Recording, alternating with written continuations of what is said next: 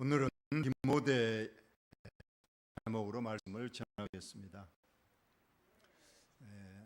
이제 15장까지 제1차 전도 여행이 마쳐졌습니다.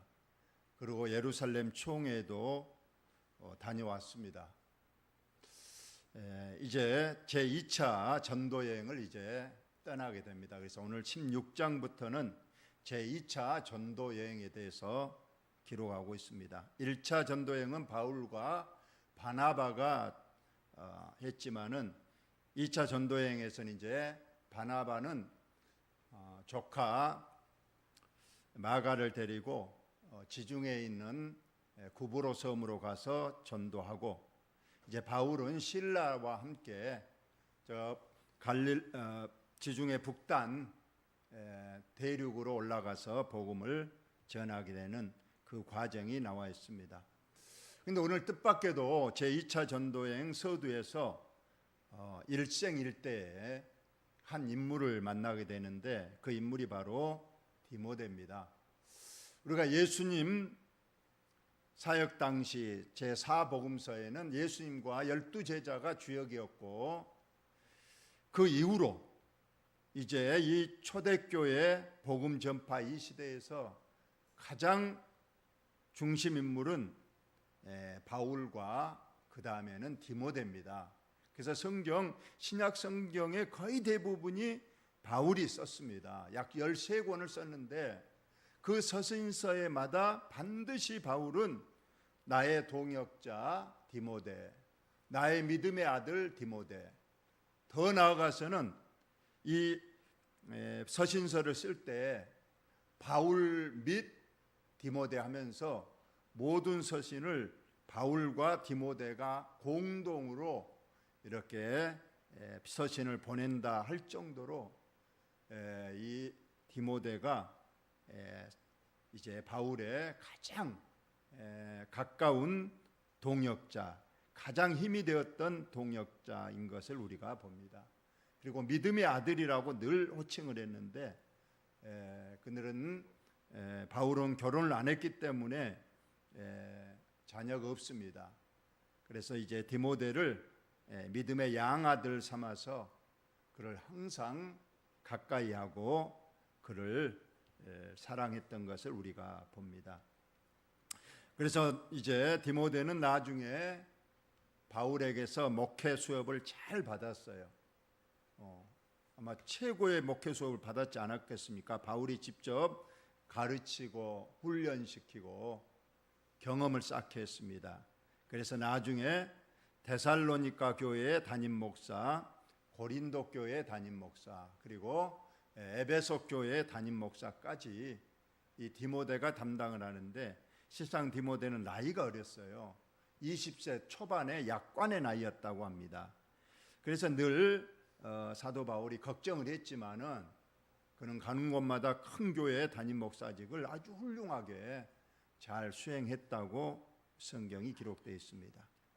이 디모데는 눈물이 많았다고 디모데전서 1장 5절로 기록하고 있습니다.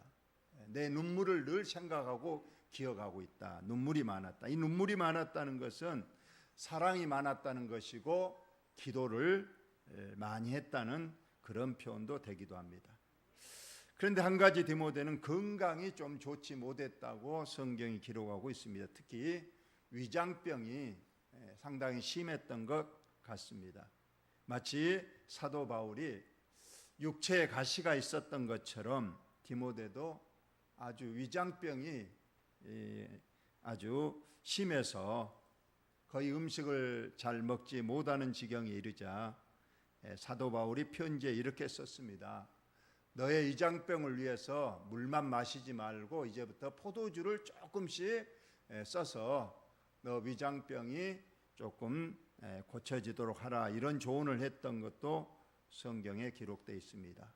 그러나 이렇게 디모데에게 위장병을 있는 것은 어쩌면은 사도 바울이 육체의 가시가 있어서 겸손하고 또 주님을 의지하고 늘 기도의 제목으로 삼아서 더 하나님의 일을 잘하게 하신 것과 같이 디모데에게도 하나님께서 좀 더 겸손하고 더 하나님을 의지하고 더 기도하라고 또 그런 병을 또 주시지 않았는가, 그런 생각을 해봅니다.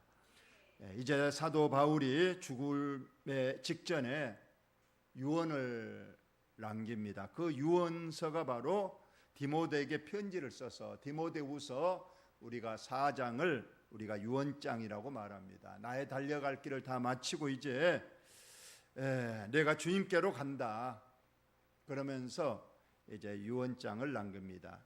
그러면서 내가 곧 죽음 임박했으니 너는 속히 내게로 오라. 올 때 마가를 데리고 오고 겉옷을 가져오고 성경책을 가져오고 여러 가지 사사로운 또 부탁도 합니다만, 이렇게 자기의 유언을 자기의 믿음의 아들이자 또 자기의 신실한 동역자인 디모데에게 한 것을 보면 디모데가 얼마나 사도 바울의 든든한 동역자인가를 우리가 알 수가 있습니다. 오늘 본문을 좀 보면서 몇 가지 더 얘기를 좀 드리도록 하겠습니다. 우리가 제1차 전도여행의 지도입니다. 먼저 밑에 녹색 부분으로 갔다가 이제 빨간색 부분으로 다시 돌아오는 과정이죠. 지금으로 보면 참 짧은 거리 같지만은 그 당시에는 참 교통편이 좋지 않았고, 여기서는 보이지 않지만은 지중해에서 저기 안디옥 저 위쪽 그 중간에는 커다란 산맥이 있습니다. 거의 4,000m에 육박하는 큰 산맥이 있어서 이곳을 넘나들기가 보통 쉬운 일이 아니라고 합니다. 그런 곳을 지나서 이렇게 제1차 전도여행을 마쳤는데, 제2차 전도여행도 거의 이 부분으로 가게 되는 겁니다. 한번 보면 바울이 더베와 루스드라에도 이름에 이제 1차 전도여행 길을 따라서 자기가 세웠던 그 교회들이 잘 있나 보면서 이제 교회를 살피고 또 성도들이 믿음으로 잘 있는가 또 확인도 하고 그들에게 믿음을 더하는 그런 사역을 하면서 이 더베와 루스드라에까지 갔다. 이 더베와 루스드라에게 우리가 보면 거의 1차 전도여행의 마지막 부분이잖아요. 그리고 우리가 이 루스드라는 곳을 우리가 잘 알고 있는 것이 두 가지 사건 때문입니다. 이 루스드라에서 나면서부터 안진뱅이 된 이 안진뱅이를 사도 바울이 일으켰어요. 일어서게 했습니다. 걷게 했습니다. 그러자 주위 사람들이 너무 놀라고 또 하나님께 영광 돌렸지만은 일부 사람들은 이 바울과 바나바를 신이 강림했다. 이 나면서부터 다리를 못 쓰고 못 걷는 사람이 어찌 순식간에 일어나서 뛰어다닐 수 있겠느냐. 이것은 신이 아니면 할 수 없는 일이라 해서 이 바울과 바나바를 신으로 이렇게 칭합니다. 그래서 바나바를 제우스라고 그러고 또 이 바울을 허메르스 이런 식으로 해서 그들을 신으로 초항해서 막 황소를 가져오고 화관을 가져오고 그 앞에 엎드려서 이제 제사를 드리란다. 우리는 당신들이 신이다. 그러자 이 바울과 바나바 굳고 만류하잖아요. 우리 옷을 찢으면서 어찌 우리가 신이냐. 우리는 당신과 똑같은 사람이다. 이 일을 하게 하신 이는 우리가 아니고 우리를 이곳에 보내신 하나님이시고 예수 그리스도이시다 하면서 굳고 진정해서 이제 그 일을 마무리했는데, 급기야 유대인들이 이 반목을 가진 유대인들이 이 바울과 바울을 돌로 칩니다. 또 그냥 돌로 얼마나 쳤든지 바울이 돌에 맞아서 거의 죽게 됐다는 거예요. 그러니까 죽었는 줄 알고 그냥 질질 끌어다가 성 밖 골짜기에 갖다 던져버렸다는 거예요.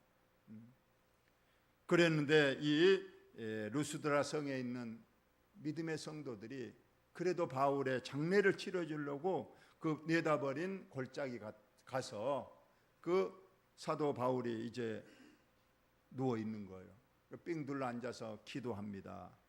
그리고 장례를 치러 갔는데 그때 바울이 일어나서 살아나고 또 아무 일 없었다는 듯이 다시 루스드라 성에 들어가서 복음을 전하는 이런 일이 있었던 곳이 그 루스드라입니다. 그런데 이 루스드라에서 이제 한 사람을 만나잖아요. 더베아 루스드라 이름에 거기 디모데라 하는 제자가 있었다.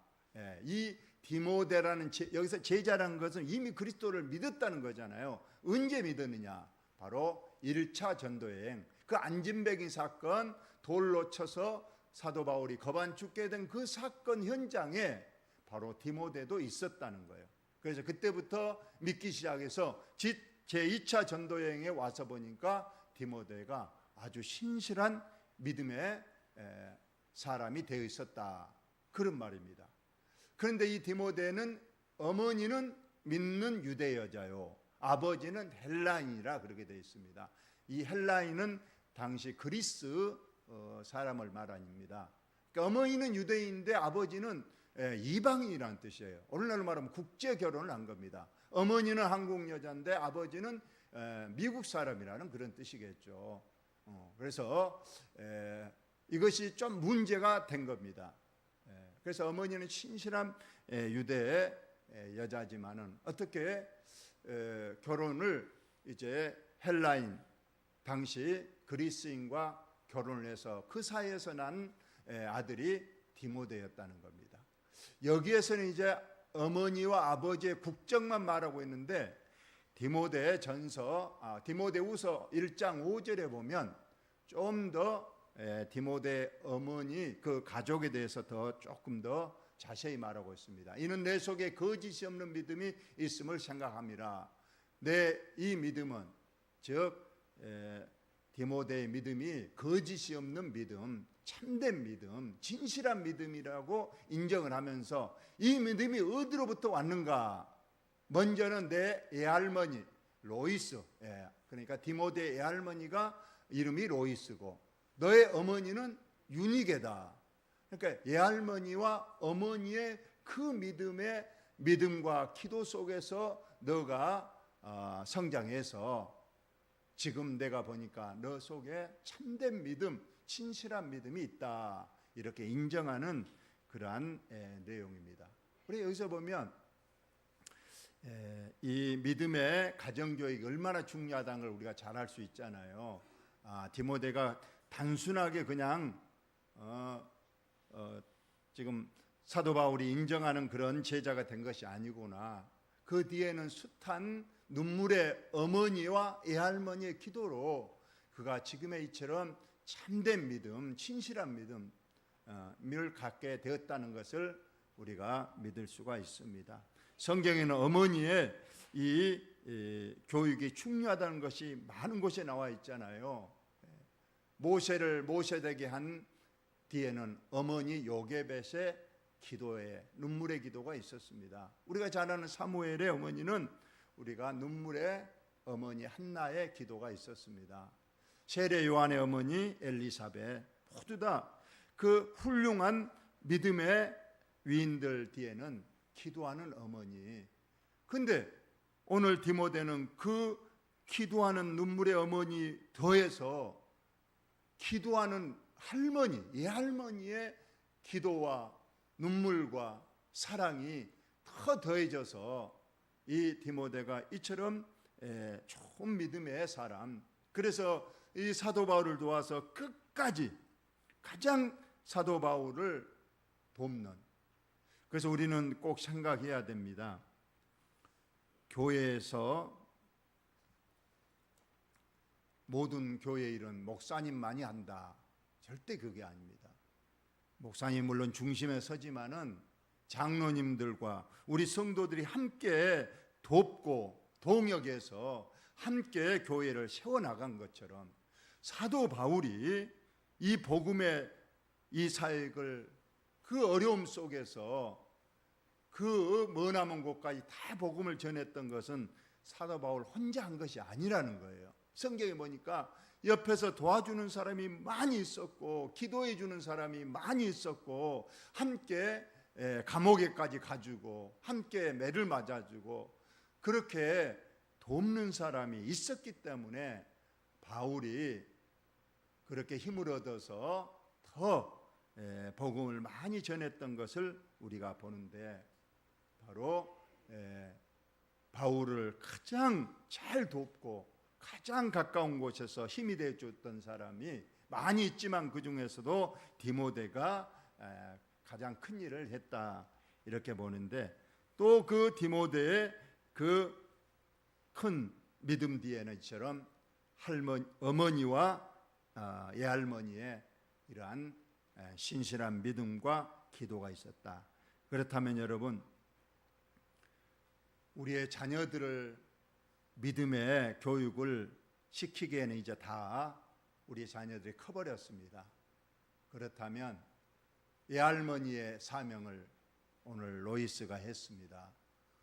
이 예할머니 로이스는 그 애손자 디모데를 위해서 눈물로 기도하고 디모데를 늘 믿음으로 잘 양육했더니 오늘 디모데가 이처럼 큰 믿음의 거장이 되었던 것을 우리가 봅니다. 여러분, 지금은 우리 손주들 다 있죠? 여러분, 그들을 위해서 꼭 기도해 주시기를 예수님의 이름으로 기도합니다. 그리고 또 그들 만날 때마다 머리도 쓰다듬어 주시고 용돈도 주면서 꼭 거기에 덧붙여야 됩니다. 교회 다니냐, 교회 열심히 다녀라. 이 할머니가 또는 할머니가 너를 위해서 얼마나 기도 많이 하는지 몰라. 너 많이 사랑한다. 하나님이 너를 많이 사랑하니까 너 열심히 믿음 생활하고 꼭 하나님께 너의 할 일을 기도하고, 그렇게 해서 너가 그러면 하나님께서 너를 꼭 도와주실 거예요. 우리 함께 기도하자. 이렇게 해서 우리의 자녀를 위한 어떤 믿음의 양육은 좀 늦은 감이 있지만은 지금 한창 자라나는 우리 오늘 예할머니 로이스처럼 우리 손주들을 위해서, 아직 어리니까 그들을 위해서 기도해주고 그들을 말씀으로 할 수 있기를 바랍니다. 그래서 이제 디모데는 루스드라 이고니온에 있는 형제들에게 칭찬을 받는 자니 했습니다. 여기서 보니까 이 루스드라는 오늘 우리로 말하면 군입니다. 영암군 정도. 이고니온도 그 약 40km 떨어진 하나의 성입니다. 그러니까 지금을 우리 보면 디모데는 영암군에서와 강진군에 있는 형제들에게 칭찬을 받는 자니, 이렇게 말하고 있어요. 여러분, 어떤 사람은 그런 말을 합니다. 우리가 믿음 생활 잘해서 하나님에게만 칭찬받으면 되지 꼭 사람에게까지 칭찬을 받아야 되냐. 물론 특별히 사람과 하나님과의 어떤 칭찬의 내용이 상반되는 경우라면 하나님께 칭찬을 받는 게 맞죠. 그러나 일반적인 일이라면 하나님께도 칭찬을 받고 사람에게도 칭찬을 받으면 더 그 사람의 믿음이 좋은 거라는 거예요. 여러분 믿으십니까? 예, 그래요. 이것이 지혜입니다. 그리고 이것이 인격의 문제예요. 우리가 하나님 앞에는 믿음으로 칭찬을 받겠지만은 우리가 사람들, 믿는 사람이든 믿지 않는 사람이든 우리가 인격적으로 우리가 성숙해지면 사람에게도 칭찬을 받을 수가 있습니다. 우리가 선을 행하고 인격적인 사람이 된다면 세상 사람들도 우리를 무시하지 못합니다. 오히려 우리를 더 저 사람 교회 다녀서가 아니고 저 사람 인격은 참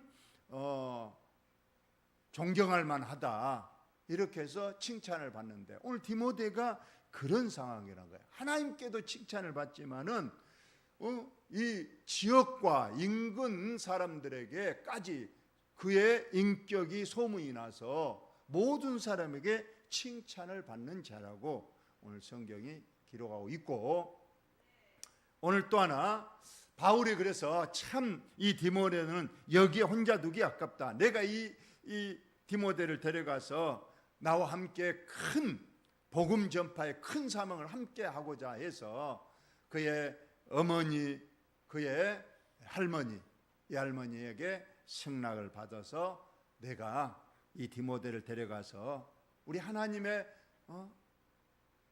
주님 나라의 확장사역, 복음 전파 일에 제가 같이 쓰겠습니다. 이렇게 해서 그에게 승낙을 받아서, 성경이 나오고 있지 않지만은 이 성경의 권위자들은 그 성경 원어적으로 봤을 때 아까 아버지 이름은 안 나옵니다만 헬라인이라고 나와 있잖아요. 그 이름 속에 이미 이분은 고인이라는 그런 뜻이 담겨 있다고 그럽니다. 그래서 아마 아버지는 그 당시에 돌아가시고 없고 할머니와 어머니 함께 살았는데 이제 바울이 이 디모데를 데려가려고 합니다. 그래서 승낙을 받았어요. 근데 문제가 하나 있었다는 거예요. 그 지역에 있는 유대인으로 말미암아 그를 데려다가 할례를 행하니 이는 그 사람들이 그의 아버지는 헬라인인 줄 다 알미러라, 이런 표현을 썼습니다. 여기서 사도 바울이 디모데를 데려가기 전에 먼저 할례를 행했다는 거예요. 근데 우리가 이 앞전 시간에도 이미 계속돼서 봐봤지만은 이 할례 제도는 이 구약의 하나의 잠시 제도입니다. 하나의 하나님의 백성이란 것을 어떤 몸에 표시를 하는 것이었는데 그 과정이 굉장히 고통스럽잖아요. 고통스럽고 상당히 번거롭습니다. 그래서 이제 신약 예수 그리스도의 복음을 전파하는 그 사역에 특히 구원의 문제는 이 할례라는 제도는 전혀 구원과는 관계없는 것이기 때문에 이것은 이제 서로 믿는 이방인들에게는 이것은 하지 않아도 구원을 받을 수 있다. 예수 그리스도만 믿으면 구원을 받을 수 있다. 그러나 유대인들은 아직도 자기들이 믿는 그 구약 정신이 남아 있어서 아니다. 구원 받으려면 예수 그리스도만 믿어야 되는 게 아니라 최소한 구약에서 중요한 할례는 해야 된다. 이런 걸 가지고 다툼이 있어서 결국은 예루살렘 총회까지 가져갔고 거기에서 결론 나기를 할례는 구원과 무익하니 할례는 이제 이방인들이 구원받으려고 복음을 받아들일 때 할례는 하지 않고 오로지 예수 그리스도만 영접하고 예수 이름으로 세례를 받는 것으로 완전히 하나님의 자녀로 세운다. 이렇게 결론이 났는데 오늘 왜 사도 바울이 그렇게 불필요하다고 했던 할례를 디모데에게 왜 행했느냐? 이 문제는 우리가 이제 디모데를 데리고 가서 복음을 전파합니다. 그런데 이방인에게만 복음을 전파하는 것이 아니라 유대인에게도 복음을 전파해야 돼요. 그러려면 유대인들은 아까 만들어 늘 하나님의 선민 사상이 있기 때문에 만약에 할례를 행하지 아니한 디모데가 그들에게 복음을 전하면 저 아버지도 유대인이 아닌데 반쪽짜리 유대인이 우리에게 무슨 복음을 전한다고 그러냐, 이러한 반감이 있기 때문에 사도 바울이 지혜를 낸 겁니다. 그래서 그에게 할례를 행하니까 사람들이 저 친구는 할례를 받은 유대인이다. 그렇게 해서 이제 디모데를 복음의 전파자로, 특히 유대인들에게 복음을 전파할 수 있도록, 거리낌 없이 할 수 있도록 하기 위해서 세상 구원과 상관이 없지만은 또 이미 사도 바울이 반대했던 할례지만은 복음을 전파하는 사역을 위해서 그는 디모데에게 할례를 행했다. 이렇게 우리가 봅니다. 예수님이 왜 세례를 받으셨을까요? 실상 예수님은 세례를 받을 필요가 없잖아요. 죄가 없으신 분이니까 세례를 받을 필요가 없지만은 예수님께서 세례 요한에게 와서 뭐라고 그랬습니까? 하나님의 의를 이루기 위해서 또 모범을 보이기 위해서 내가 세례를 받아야 한다 하면서 죄 없으신 분이 세례 요한에게 세례를 받은 것과 같이 오늘 디모데에게도 실상은 할례가 아무런 의미가 없지만은 앞으로 복음 사역을 위해서 하나님의 뜻을 이루기 위해서 이렇게 할례를 행해서 이제 복음을 전하게 됐다, 그런 말씀입니다. 그래서 사도 바울은 이런 말을 했어요. 고린도전서 9장 20절에 보니까 유대인들에게 내가 유대인과 같이 된 것은 유대인들을 얻고자 하며 율법 아래에 있는 자들에게는 내가 율법 아래에 있지 아니하나 율법 아래에 있는 자같이 된 것은 율법 아래에 있는 자들을 얻고자 함이라. 오로지 그는 한 영혼이라도 구원하려면 네가 어느 곳에 가든지 다른 거 생각하지 않고 그 영혼만 구원하려는 그런 뜻. 그래서 이방인한테 가면 내가 이방인인 것처럼, 유대인한테 가서 내가 유대인인 것처럼 늘 지혜롭게 행해서 어쨌거나 한 영혼이라도 구원하려고 하는 그런 사역을 했다는 것을 우리가 봅니다.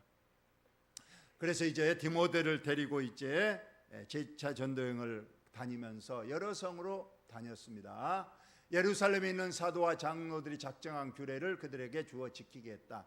예루살렘 총회에서 결정된 사항이 뭐였던가요? 할례는 행하지 말라 했지만은 우상 숭배 제물 먹지 말라, 목매어 죽인 그 피채 먹지 말라, 이 규례를 이방인들이 복음을 받을 때 이것은 지키십시오. 그리고 예수 그리스도를 영접하십시오. 이렇게 복음을 전했더니 오늘 결론입니다. 이에 여러 교회가 믿음이 더 굳건해지고 수가 날마다 늘어가니라, 이렇게 했습니다. 그래서 2차 전도여행도 어려움이 많이 있습니다 앞으로. 그러지만 순조롭게 바울과 실라와 디모데가 함께 다니면서 가감하게 복음을 전파하니 성령님께서 함께 하시고 또 하나님께서 믿음을 다하여 주시고 또 말씀을 받는 자들의 마음의 문을 열어서 영접하게 하니까 가는 곳마다 교회가 세워지고 성도들이 많이 들어와서 주님 나라가 확장됐다, 이렇게 되겠습니다.